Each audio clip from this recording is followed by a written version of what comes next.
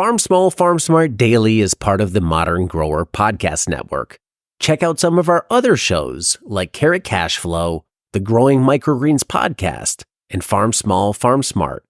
Learn more about the shows using the link below.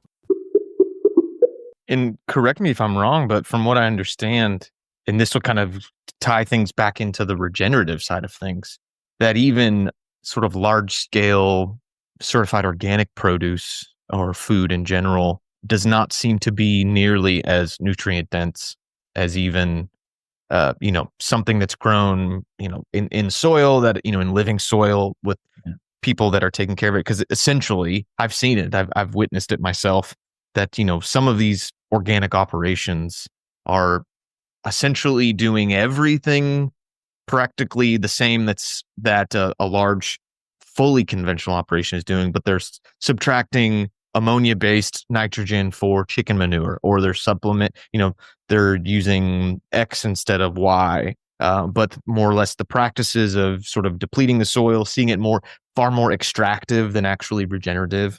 Have you experienced the same thing, that it has far more to do with the actual practices we're doing and less about the black and white of chemicals versus no chemicals?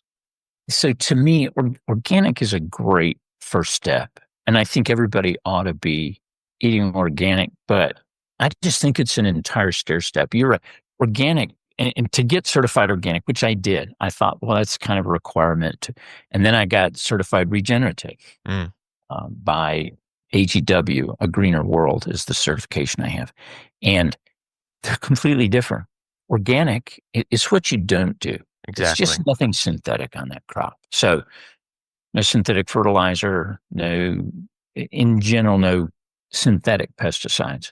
And that's basically the foundation. So yeah, you're a lot better off with organic food. And it doesn't necessarily have to be certified. If you go and buy from a farmer and he says, yeah, it's organically grown, and then trust him that it is to his best ability.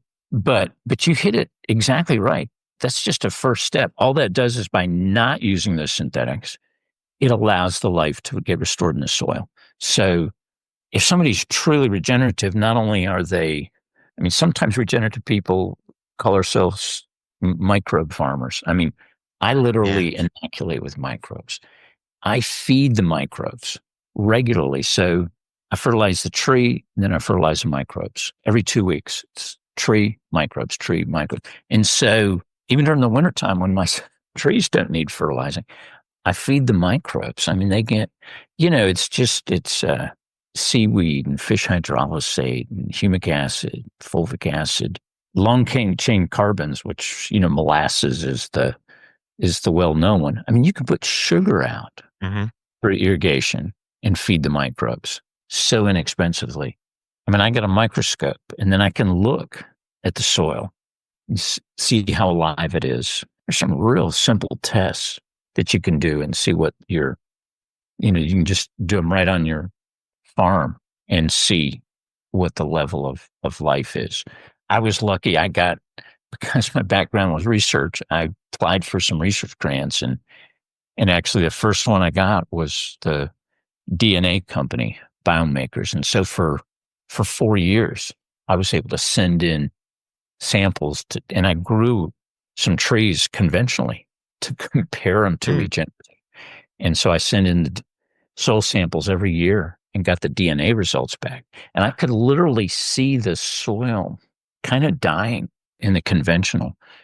Any fungal life, the beneficial fungal life that was there, eventually by year 3 was completely wiped out by whatever fungicides and the Roundup that I was using.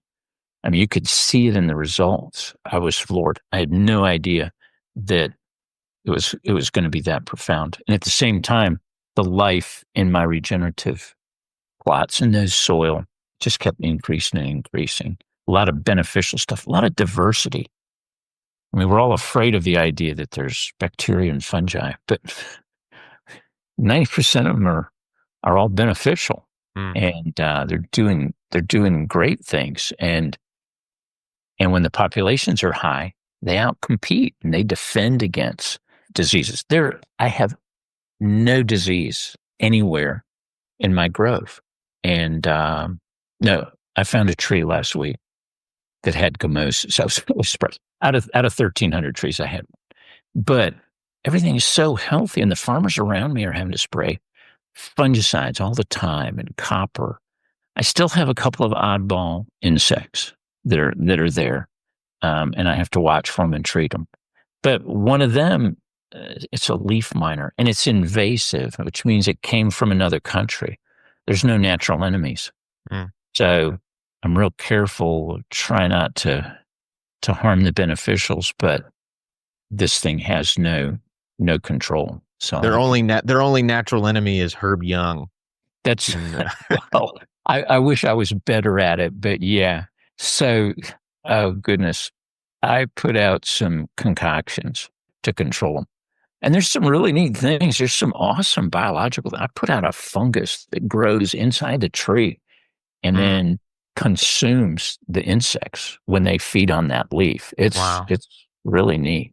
So there's some good things, some incredible things that we do. That's a lot of the new technology that's it's taken off that we can use. Hey there, guess what? If you're a farmer, you can have your low tunnels paid for by the NRCS.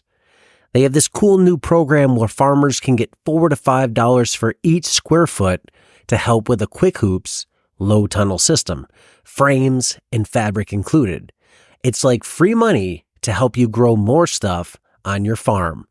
Want to learn more about Quick Hoops and the NRCS program? Click on the link below.